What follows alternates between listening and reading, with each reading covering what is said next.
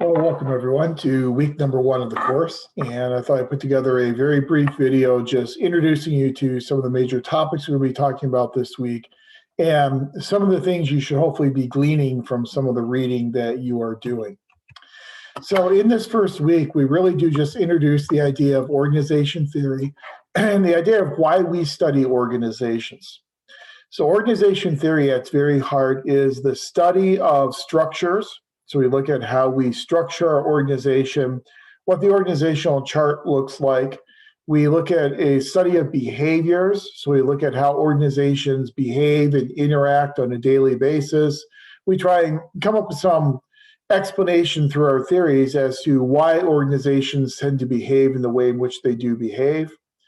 Also in organization theory, we look externally to the organization and we look at the external environment. We look at how the external environment exerts pressure on our organizations and then how our organizations respond to that external pressure from the external environment.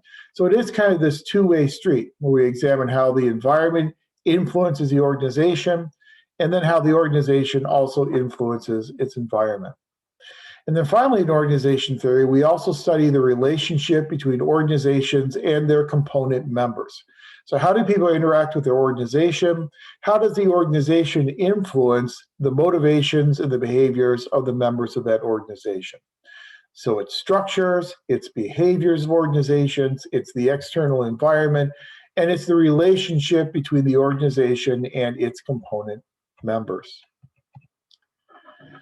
So when we view organization theory, there are some distinct ways in which we can do this. One way we can view organizations is with the macro level approach. Using a macro level approach, we will focus on the organization itself. And you'll see a lot of this next week when you look at your classical organization theorists. This is what you're going to see prominently from your classical organization theorists. We look at the organization itself as an entity. How is the institution organized? What the organization means and the way in which the organization is structured, what does that mean then for the outputs and the outcomes of the organization? And in this class, like you've probably done in some of your previous courses, we will distinguish between what we consider to be an output and an outcome. An output will be the products or services that are being created by that organization. The outcomes will be the longer-term consequences of those goods and services. So look at it another way, outcomes would be what is the impact, the consequence on beneficiaries of these goods and services that they are consuming. So one way to look at organizations is this macro level, institutional level approach to viewing an organization. Again, very similar to what our classic organization theorists do. A second approach is the micro level approach. The micro level approach, we will look at the component parts of the organization. So we focus on elements within the organization. So we look at people, we look at units and divisions, we look at groups, both formal groups as well as those informal groups that are not spelled out in your organizational hierarchy, but come into existence anyway. So we will look at those component elements within the organization. That's a more micro level approach.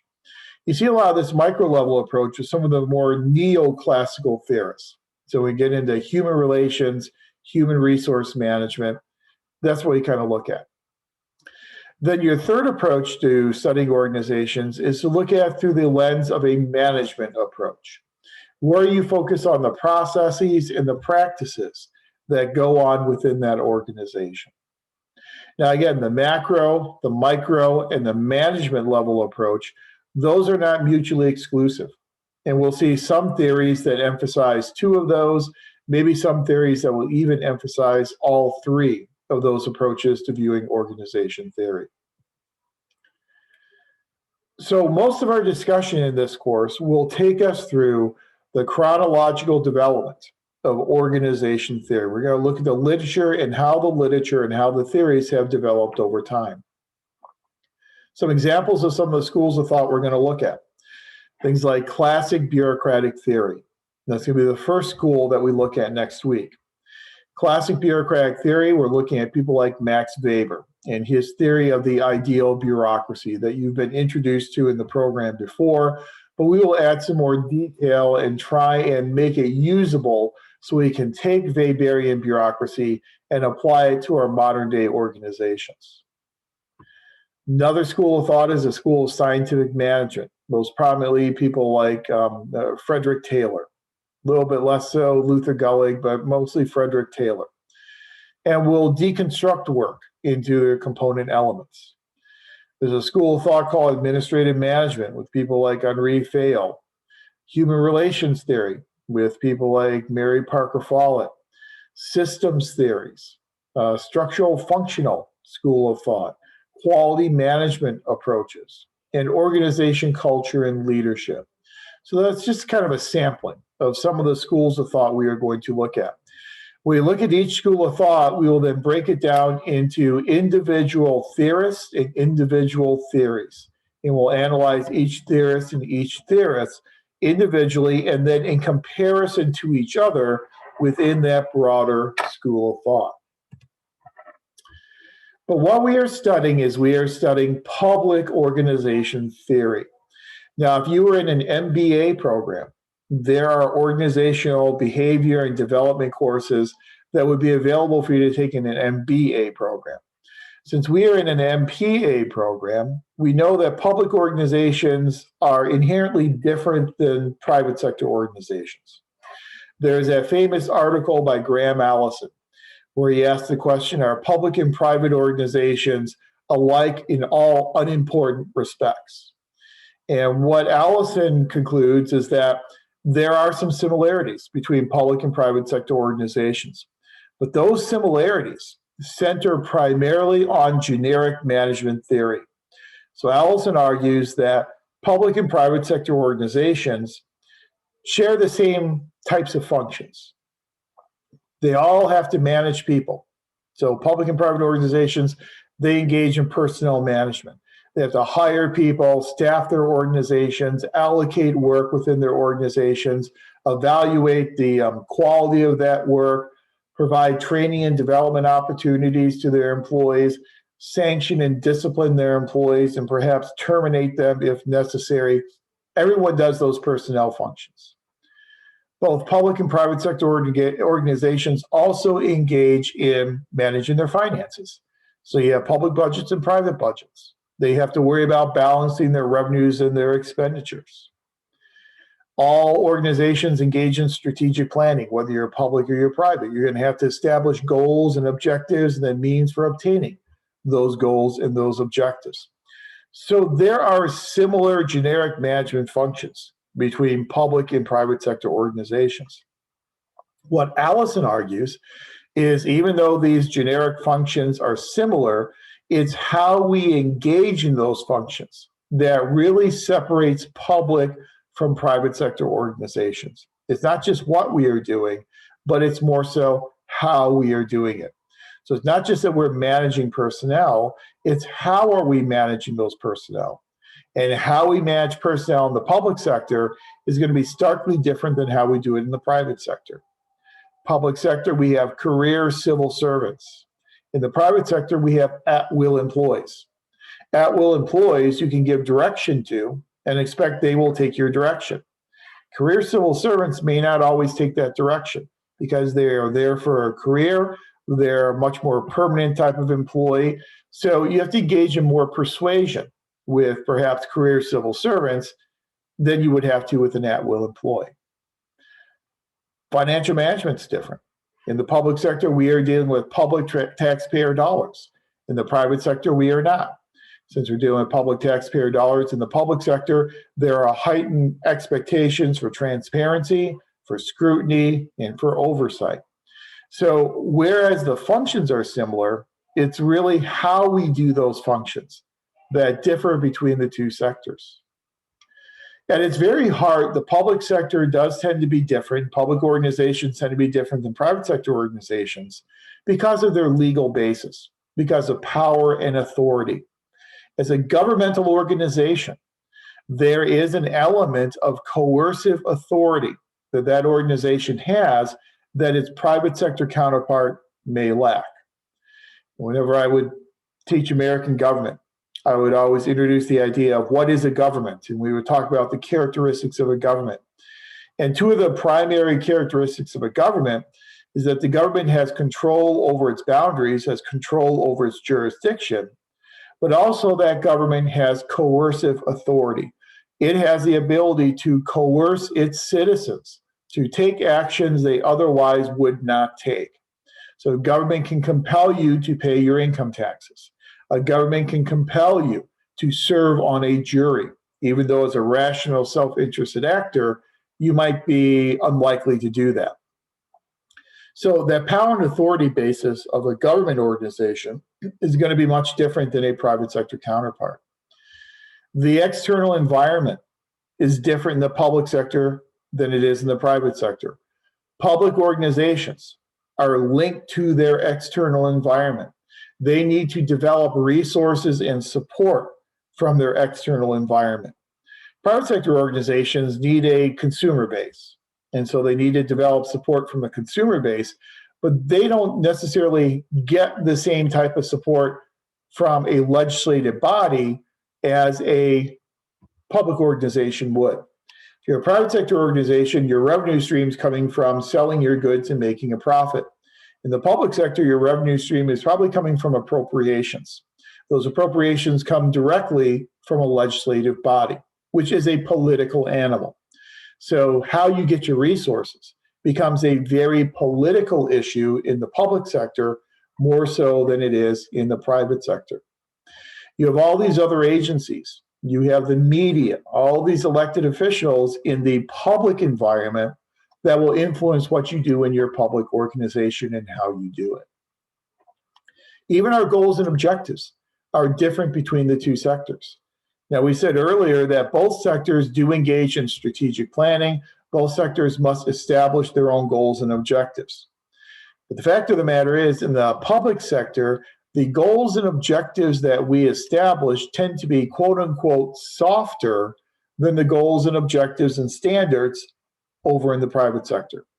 They tend to be softer in the public sector because we are dealing with more qualitative outputs and more qualitative outcomes. A qualitative outcome like quality of life. So if your public program, its intention is to enhance the quality of life of beneficiaries, how you measure quality of life is going to be much different than how you measure a part that you are manufacturing for a car in the private sector. So our measurements tend to be much softer and more difficult to measure in the public sector.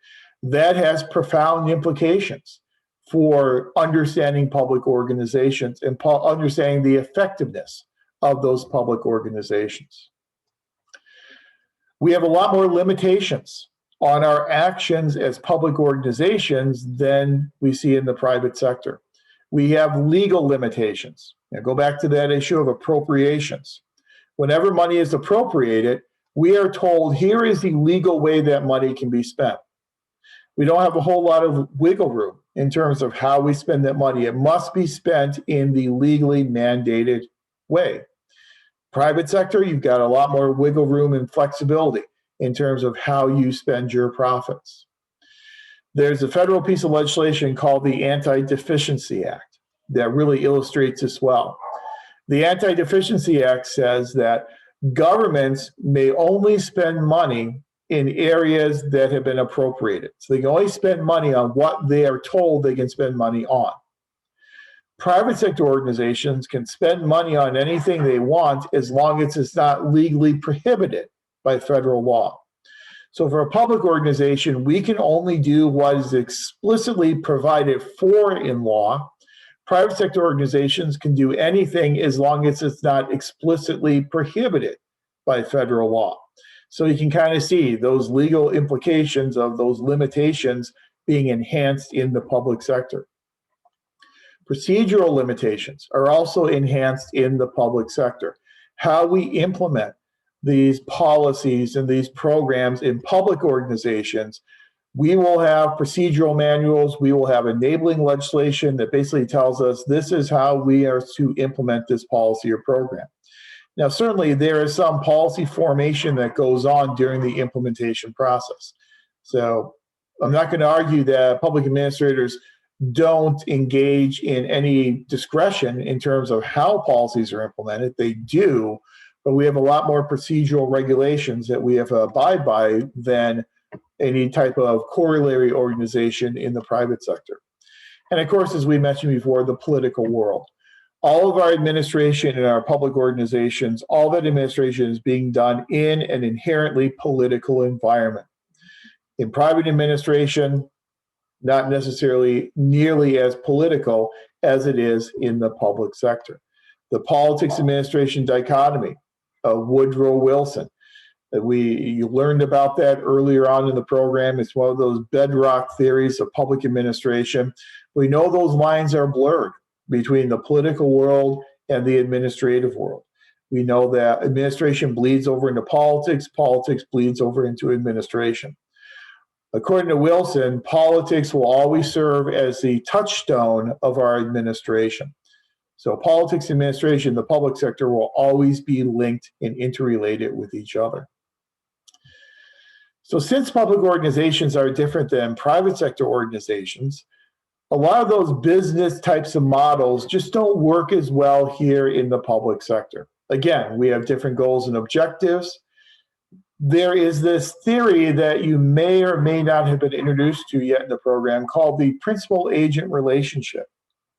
That's another complicating factor where you try and just merely take a business model and apply it to a government organization. Principal-agent relationship says that in this relationship, there's a principal and there's an agent. The principal is the overseer. The agent is the one that's being overseen. In this relationship in the public sector, the principal would be a legislative body. So it could be Congress, it could be the state legislature. They have the responsibility for conducting oversight over public agencies and public administrators. You would think that the principal, in order to do the principal's job of oversight, the principal would have most of the information as compared to the agent.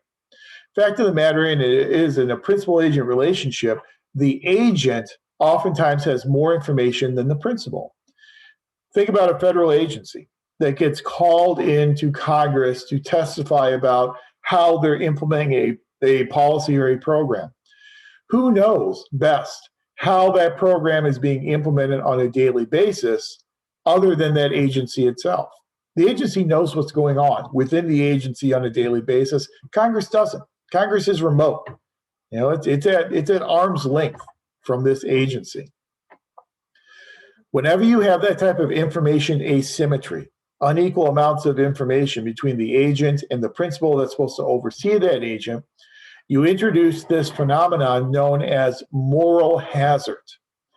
The moral hazard is an ethical dilemma for the agent because the agent, since that agent has the information, that agent can decide what information and how much information to give to the principal. There are opposite forces at work here. So if you give a lot of information to the principal, that will enhance the principal's ability to then conduct oversight over you. So by giving more information, you are probably making yourself more subject to the principal's oversight. So there's kind of this built-in disincentive to provide a lot of information to the principal, and that's the moral hazard. Now, our ethical standards, the American Society for Public Administration has its 8 ethical principles. One of those principles is to fully inform and advise, that we are expected as administrators to fully inform and advise those entities that are overseeing our actions. But when you've got that information asymmetry and that moral hazard, sometimes this principal-agent relationship becomes tricky in the public sector. You don't have that same tricky nature to it necessarily in the private sector, because typically those who are overseeing private sector corporations, whether they be a CEO or a COO or even a board of directors, will be more closely related to that corporation than Congress is to a federal agency. So some of those top-down, tall hierarchy types of business models, they may not work real well with the principal-agent relationship in the public sector. As we had mentioned before, it's difficult to measure our outputs and our outcomes in the public sector. It's difficult to quantify these inherently qualitative types of outputs and outcomes. And as such, it's then difficult for us to measure performance. If performance is difficult to measure, then it becomes even more difficult to offer rewards. So that linkage between performance and rewards is pretty clear in the private sector because you've got at-will employees. And they're allowed to do things like pay for performance. So your performance goes up, you get additional pay, you get the perks of a corner office or a reserved parking spot. Those are all things that you can hand out in the private sector to an at-will employee. Those are much more difficult to do in the public sector because you're working with career civil servants who need to be treated equally. You're also dealing with unionized employees, so you've got a collective bargaining agreement. And it just becomes much more difficult to use pay for performance in the public sector as compared to the private sector. Well, so what? The big so what is that business models tend to oftentimes be predicated upon the assumption of using pay for performance as a motivational tool. We oftentimes lack that as a motivational tool in the public sector. So business models oftentimes don't work as well in the public sector. So sometimes we have to generate our own public organization theories. Panaceas don't work either. A panacea is a cure-all. It's a one approach that fits in every situation. We have learned through the development of the organization theory literature that there are no panaceas. There are no overarching best answers that fit in every single situation. Because even within the public sector, organizations differ. They differ in terms of their size, they differ in terms of structure, functions, environments, types of employees, and types of technology used. We've got the smallest organization at the federal level is this Marine Mammals Conservation Commission, I believe it's called. It's a commission that's made up of 12 commissioners. Those 12 commissioners are all marine biologists, PhDs in marine biology. Very small organization.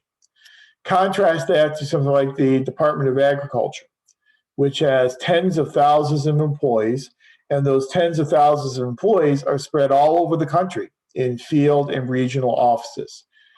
The theory that you would apply to the commission is going to be a lot different than a theory that may work for such a large, disparate organization as the Department of Agriculture. Structure. Different theories work differently for different structures. If you have a classic tall hierarchy, where it's your classic bureaucratic organization, one person at the top, and then as you go down this triangular organization chart, you then encounter more and more positions as you move down toward the bottom. Some theories work well. Like if you're running a paramilitary organization, a police department, a fire department, those paramilitary organizations tend to be tall hierarchies. So some of those top-down directive theories make sense.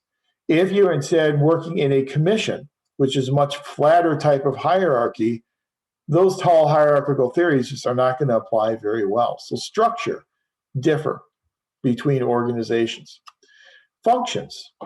Some organizations are engaged in direct administration, where they interface directly with citizens. Up to this point in the program, you may have been introduced to Michael Lipsky and his street-level bureaucrat theory, but Lipsky talks about these public employees who interface directly with citizens as being what he calls street-level bureaucrats. Some organizations have a lot of street-level bureaucrats. They have this direct administration. The DMV has a lot of street-level bureaucrats, a lot of direct administration to citizens.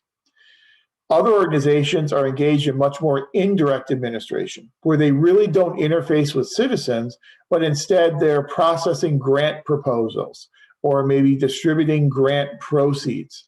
those types of indirect administrative actions are measured differently than if you're doing direct administration directly with individual citizens. So you got to think about the functions of the organization in tailoring theories to help out with that organization's functions. Different organizations have different environments. Again, some organizations exist in a very supportive environment where there are ample appropriations, where the elected officials support the organization, where it's a very static environment, that there aren't a whole lot of changes going on in the environment, so things are relatively stable. Other organizations exist in very dynamic, changing environments where they don't have a lot of continued support from elected officials and from citizens, or they don't have a line of appropriations that they can count on year in and year out. Different organizations have different types of employees. For years, in one of the programs I taught in, we had work sites, and one of our work sites was at the OCTA, the Orange County Transit Authority. And a lot of the students in that program were engineers because the Transit Authority is staffed heavily with engineers. Well, another one of our sites was at City Hall. And so we had employees who were more general professional types of employees who didn't have that same engineering background. So different employees will respond differently to theories depending upon their professional level of competence or their orientation to how they acquire and assimilate information. So our theories really have to take into account the employees who are working in those organizations. And then different organizations have different levels of technology as well. There's a theory out there by an author by the name of Thompson, and I like as there's alliteration there. It's Thompson's typology of technology. And Thompson's typology of technology identifies for us three main technologies that tend to be used in organizations. One technology is what he calls the long-linked technology, and that's kind of like a factory analogy. So you think about an auto factory, the cars going down the assembly line. One employee puts on the headlights, the next employee puts on the radiator grill, the next employee puts on the bumper. But it's kind of that long link type of technology in creating the final output, the car. Another type of technology is what he calls mediating technology. Mediating technology is where the employees link up the beneficiaries with resources. So classic example of that would be an employment bureau. Someone's looking for a job, they go through the employment bureau will link up that person with job listings that that person may qualify for. You are mediating between the resource and the individual citizen. Then the third type is the type of technology a lot of public organizations use, and that's an intensive technology. Intensive technology means that you are dealing with different people on different issues all the time. So the strategies that you use to deal with person A might be different than you use to deal with person B and person C, and so on and so on. In that intensive type of technology, it's very contingency based. And so certainly a one-size-fits-all approach is not going to work well with intensive technology. One-size-fits-all approach may work better in a long-linked type of technology, but won't work well for most of our public organizations. So business models oftentimes need to be modified before they can be applied to the public sector.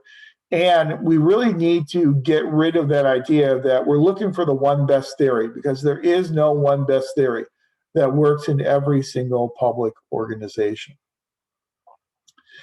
So throughout the course of this class, what you will get is you will be exposed to a variety of different schools of thought and theories throughout the development of the organization theory literature. And we will track how the literature has developed and the maturation process that literature has gone through over the past 150 years. The problem with that is that in a lot of classes that just kind of throw these theories at you, even in a chronological fashion, they throw a bunch of theories at you, and then it's up to you to kind of sift through all the theories and decipher them and kind of find the similarities between them. And there's not really a whole lot of rhyme or reason to how the theories are presented. In this class, we are using that Tompkins textbook, which you probably notice is an older textbook. It's several years old now, still in its first printing. I usually don't use older textbooks for classes, but I still use this textbook because of the approach of the author. I think the author does an excellent job of giving us 3 different anchors that we can use to compare all the schools of thought and theories to each other. The 3 different anchors that he provides for us. The first anchor, if you will, is what he calls the models of organizational effectiveness. And when you get if you got your Tompkins text, you can take a look at page 28, and you'll see there's this matrix. There's this 2x2 table, Model of Organizational Effectiveness by Quinn and Rohrbach.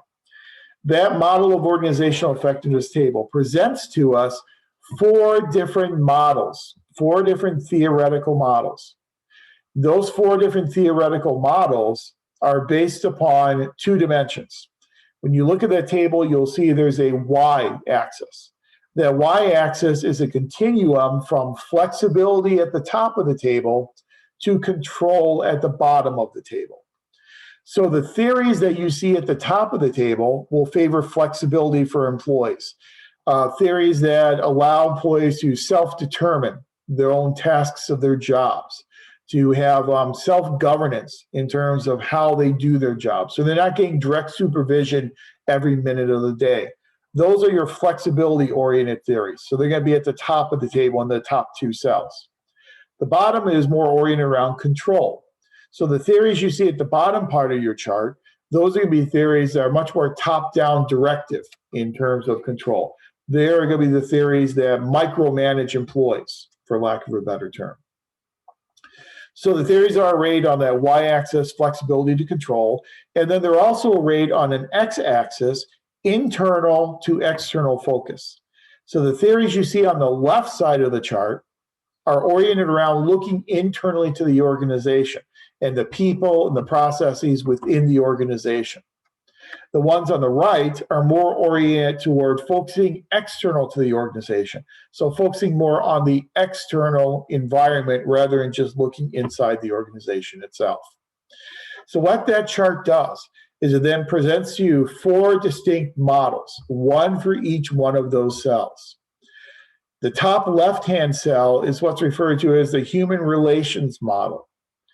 In that human relations model, it favors flexibility for employees, but it also is focused internally to the organization.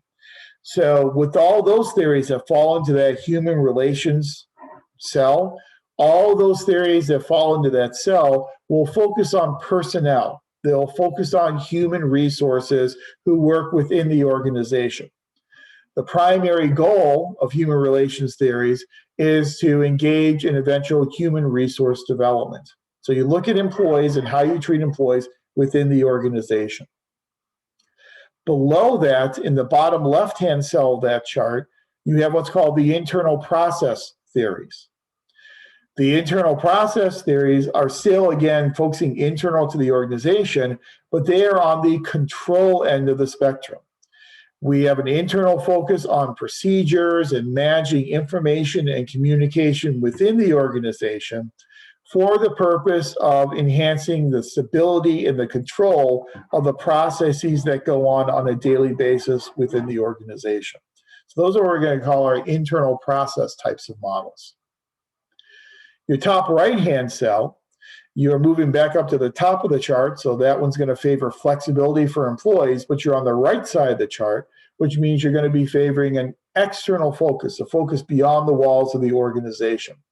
And that's what we're going to call our open systems types of models. We look external to the organization at how well the organization is able to leverage resources and acquire those resources from that external environment.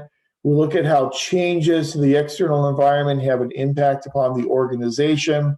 The ultimate goal of open systems types of models is effectiveness is defined as acquisition of resources and growth of the organization. At the bottom right hand, our 4th and final cell, you're on the right hand side, which means you're favoring external focus And you're at the bottom, which means you're favoring control. That's the rational goal type of an approach. The rational goal model places the emphasis externally in terms of planning, but your ultimate goal is to try and, no pun intended, achieve the goals and objectives of the organization. So how you measure organizational effectiveness will depend upon which of those four models you fall into. If you're in the rational goal model, you're going to measure organizational effectiveness by how well you have achieved the goals of the organization. If you're in the top right, in the open systems approach, you're going to measure effectiveness as how well the organization has acquired resources from the environment in order to grow. If you're in the top left, the human relations model, you're going to measure effectiveness as how satisfied your employees are and how well they have grown as human resources and acquired the skill sets that they need to develop as human resources. In the bottom left, I think we're down to bottom left now, the internal process model. In the internal process model, effectiveness is measured as, do we have control over stable processes on a daily basis in the daily activities of the organization? Well, so what? So we've got this 4-cell chart on measuring organizational effectiveness. This is important. This is why I like Tompkins, because when we discuss a theory or school of thought, and when he discusses it in his textbook, it always then gets linked back to which of these models of organizational effectiveness are promoted by this theory or by this school of thought. So we'll take the theory of the school of thought and we'll place it into one or maybe two or maybe even three of those models of organizational effectiveness. So we're going to basically categorize our schools of thought and our theories that we cover in this class according to how they measure organizational effectiveness. How do they measure how effective the organization is? Is it by goals? Is it by satisfaction of employees? Is it by acquiring resources? Is it by having stable and clear internal processes? How that theory or school of thought measures effectiveness will dictate which of those 4 cells we can place that model in. Again, giving us an anchor to use to compare all of our theories and all of our theorists. Then the second thing the textbook does that I like a lot is it uses a second anchor. So, okay, so we've compared them on their models of organizational effectiveness. Now let's compare them based upon the mechanisms that they say we should use to coordinate the work of our employees and control the work of our employees as well. So this is what's called Mintzberg's mechanisms for coordination and control. So some of our theories will emphasize what's called mutual adjustment. Mutual adjustment is when you coordinate activities by delegating responsibilities to your employees, giving your employees flexibility in terms of determining what they're doing on a daily basis and what types of tasks they want to incorporate into their jobs. So it's a lot more flexibility afforded to employees in how they do their jobs. Direct supervision is another mechanism for control. It's just the opposite of that. It's top-down, very hierarchical, directing people, this is what you should do and this is how you should do it. Very micromanagement. So some of our theories will emphasize direct supervision. Some of our theories might emphasize mutual adjustment. The third is standardization of processes.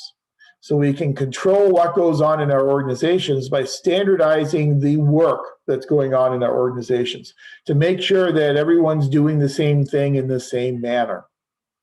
Standardization of outputs is kind of a quality management type of an approach, and that's where a lot of our quality management theories will emphasize. So we're going to make sure that whatever outputs we're creating, the goods and services we're creating, that there is a consistency to the quality of those goods and services. Standardization of worker skills. We're going to make sure that when people come into the organization, everyone has the requisite skill set in order to do the job. And then finally, standardization of values, to make sure that the values that people are expressing and working toward, that those values are standardized and they're uniform throughout the organization. But again, those 6 different mechanisms are mechanisms that can be used to coordinate and control work. It's just another way that we can use in order to compare our theories and our schools of thought to each other. And then the third anchor that you'll see used in your textbook are strategies for motivating employees. There are 4 basic categories of strategies for motivating employees. There's legal compliance. Legal compliance would be when we motivate employees through punitive penalties. So if you are late to work a certain number of days, here is the penalty that you are going to have to suffer. So it's a punitive penalty that we will use to then motivate people to not repeat that type of behavior.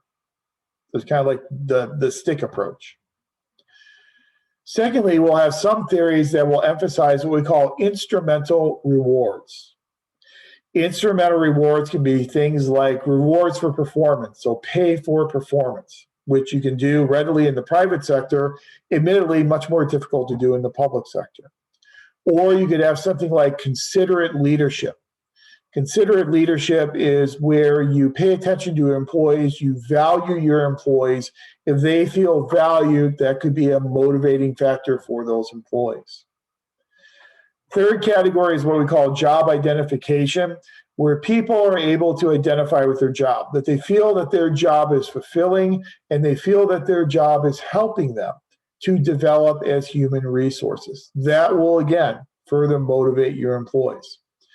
And then the fourth one is goal agreement or goal congruence.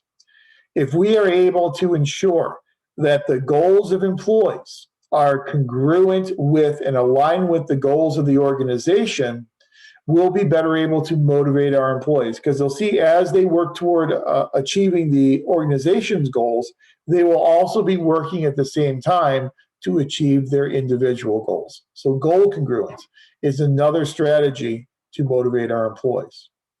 But those 3 anchors, how you measure organizational effectiveness, how you coordinate and control work, how you motivate your employees, those are the 3 anchors we are going to use to compare our theories to each other. So we can draw similarities and differences between all these different theories and all these different schools of thought that we'll be introducing throughout the course.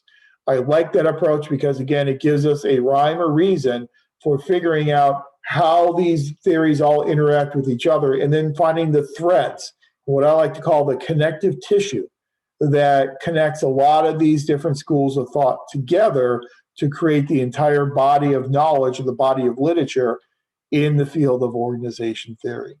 So that's why we use the Tompkins textbook, and that's kind of the polemic that we're going to be using throughout the entire course to find those similarities and those differences between our theories. Okay, with that as an introduction, let's very quickly take a look at week 1 and a couple of the assignments that you'll be doing here in week number 1. The first assignment you have there is your discussion board. And again, you've done these in previous courses, and so you're used to them, but you'll be doing quite a few of these discussion boards throughout this class as well. This first one is your introductory discussion board. So develop a PowerPoint presentation, develop a brief recorded presentation, providing an introduction to yourself, sharing information such as you introduce yourself, where you work, how you've been doing in this time of COVID and this kind of unprecedented pandemic, what's been the biggest challenges for you during the new normal of these lockdowns, and maybe something fun that you do that you recently discovered that you like to do during lockdowns. Just some information about you, some fun information, just so if you haven't been in class before, I know some of you may have, but if you haven't, at least you can learn who everyone is. That should be a minimum of 3 slides: a title slide, content slide, a closing slide. Again, you'll narrate this presentation. You'll host that presentation. You can host it on whatever you'd like, Zoom or YouTube or Vimeo or whatever you're comfortable with, you've used in previous courses. Embed that video then into the discussion board. And once you've done that, then go and review the videos that have been posted there by your colleagues and respond to a minimum of 2 of your classmates. I'm asking them by Sunday night that you'll respond to a minimum of 2 classmates. And again, your response to classmates will be in writing. You don't have to do a video response to classmates. You can just type up a brief, maybe a paragraph or so response to a classmate's video. Steps 1 through 4 must be completed, including embedding the video in order for any points to be awarded. Presentations were 21 points for each recorded response, and each recorded response is then worth 2 points apiece. So that's your introductory multimedia discussion board assignment.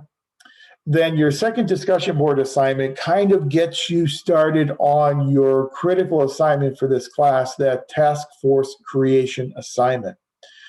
So for this one, step 1, you're going to develop another PowerPoint presentation. At the end of the class, you will need to create a plan to develop a multi-agency task force using the theories and concepts covered throughout the class. Your final paper will discuss the purpose of your new task force, the culture of the organizations included, how your task force will be organized, structured, managed, how processes will be developed, how it will be led, how it will keep members motivated, how it will measure effectiveness, and how the task force will be held accountable to elected officials, staff, partners, and the public. That's going to be your final task force critical assignment. So that's what you're going to be turning at the end of the term. But get it started here in week number 1. Your discussion board instructions for the second discussion board assignment. For the purpose of this assignment, present your idea for a new multi-agency task force for a government department. This is a hypothetical task force, but it can be based on ideas your department may already be using. The task force must be led by a governmental agency, and the task force members must include separate departments. So for example, fire, police, DPSS, and other separate agencies such as the County of Los Angeles Health Department, County of Riverside, so on and so on. So basically your task force must be led by a governmental agency, and it must include cooperation with several different departments. In your presentation, please provide your initial thoughts. Again, don't stress about this too much because these are your initial thoughts for what your task force will be that you will then develop for your final critical assessment. But think about things like this in your discussion board. What will you call the task force? What's its name going to be? What agency will be the lead agency for your task force? The overall purpose of the task force? What are the initial ideas for measurable outcomes that will be produced by the task force? And who are the potential members of this hypothetical task force? Now, a good way to get thinking about this is to think about maybe a problem that you see that you think needs to be addressed. Because a lot of task forces come into existence as rejoinders to problems, as ways to address problems. So you might want to start with thinking about a problem that needs to be addressed, and then you can develop a task force to then address that problem. So what's it called? What agency will lead it? What's the purpose of the task force? And what are some of the measurable outcomes that will be produced by the task force? And who do you think will be belonging to this new task force? So just kind of get you thinking about that critical assignment here in the first week of class. Presentation should be short, 2 to 3 minutes. Again, minimum of 3 slides, a title slide, content slide, closing slide. Same ground rules apply and apply to your first multimedia discussion board post for the week. Same grading as well. Respond to 2 classmates, respond to two of their videos. So you got those 2 multimedia discussion board assignments. The first one, pretty straightforward, introductory one. The second one, to get you started thinking about the task force that you want to advocate creating in your critical assignment. So that's this week. I hope everyone enjoys the week and enjoys getting going on the information. I think the first 3 chapters of the Tompkins textbook will help solidify a lot of what I've talked about in this video. This video has been relatively long, longer than the ones I'll provide in future weeks, but I think it's really good that we can at least create this foundation of understanding so that we're all starting on the same playing field moving forward with the information in the class. If you have any questions as you work on these week 1 readings or these week 1 discussion boards, as always, feel free to reach out and contact me. I'm happy to answer any questions you may have. Otherwise, I hope you have a very enjoyable week and stay healthy and stay safe. And I'll have another video ready to go then for week number 2. So take care.